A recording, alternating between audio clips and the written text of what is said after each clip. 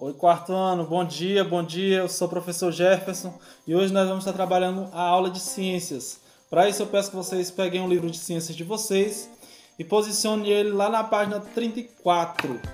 O assunto de hoje, pessoal, é esse aqui, ó: os micro-organismos e a saúde, tá? Então, nós vamos continuar nessa linha trabalhando sobre os micro-organismos.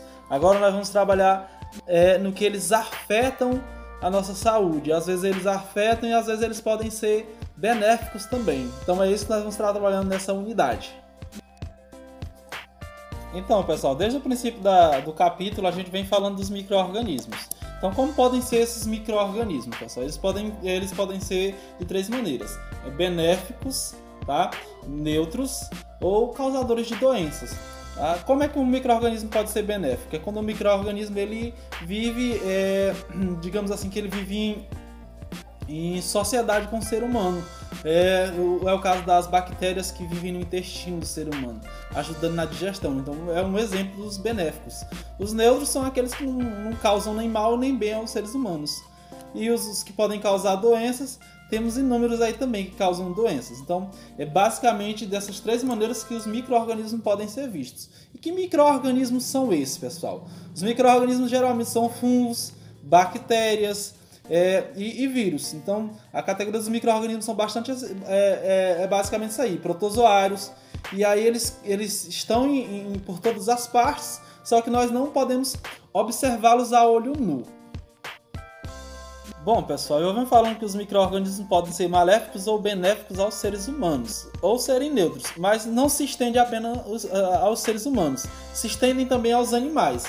Da forma que os micro-organismos têm essa convivência com os seres humanos, também tem com os outros animais.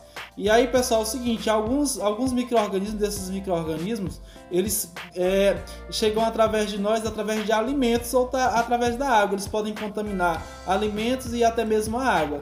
E esses micro-organismos são conhecidos como patógenos.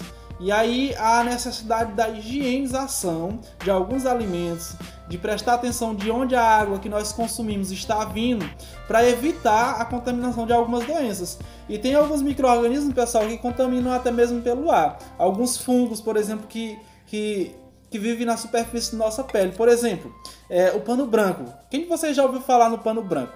Pois é, o pano branco é uma micose. É um desses micro-organismos causadores de doença. Só para que vocês tenham noção disso. E há outros micro-organismos, pessoal, que chegam de uma outra maneira. Como assim? Através de picadas de inseto, por exemplo. Algumas doenças são transmitidas ao ser humano ou a outros animais através da picada de insetos. Por exemplo, a popular muriçoca ou mosquito da dengue. Às vezes eles transmitem doença. Eles têm alguns patógenos dentro deles, vivem dentro desses insetos, e quando eles picam a gente, eles estão transmitindo esses patógenos para a gente. Vou citar algumas doenças que podem ser causadas aqui por picadas de insetos. Exemplo: a dengue, a zika, a malária, a febre amarela, entre outras doenças. Então é uma outra maneira de sermos contaminados por esses micro-organismos. Mas também um ser humano também pode transmitir para outro ser humano. Um ser humano que já esteja contaminado com uma doença, uma determinada doença, dessas doenças que são transmitidas pelo ar, por exemplo, quando tosse ou espirra, ela sai o que os cientistas chamam de gotículas. E essas gotículas podem vir a contaminar outros seres humanos também.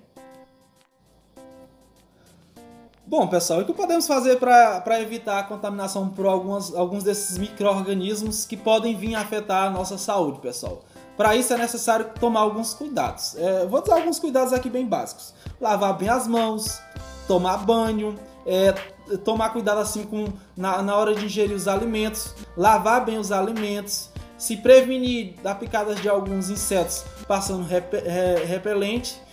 E agora, na atualidade, está muito comum o uso das máscaras. Por quê? Porque, como vocês sabem, uma dessas doenças que transmitem, que até hoje ainda não tem cura, é o coronavírus. E é transmitido exatamente pelas gotículas.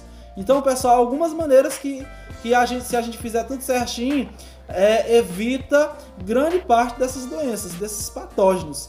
Outra maneira é ferver bem a água Se a gente não souber de onde a origem da água, por exemplo, uma das maneiras é fervê-la bem, depois que esfriar pode tomá-la. E outra, cozinhar bem os alimentos também, porque alguns micro-organismos vêm na carne de alguns animais.